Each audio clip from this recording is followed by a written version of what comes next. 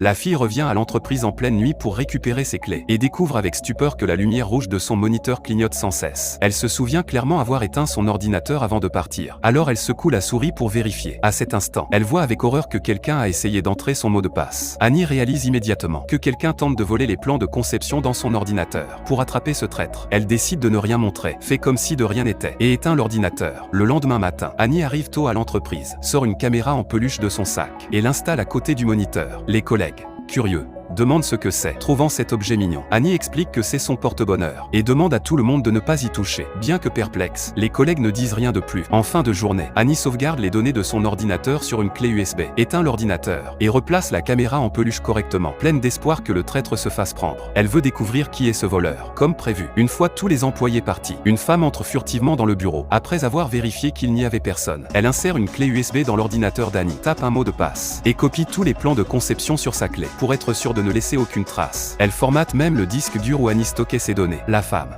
triomphante, pense avoir agi sans laisser de traces. Mais elle ignore que tout son manège a été enregistré par la caméra Panda à côté.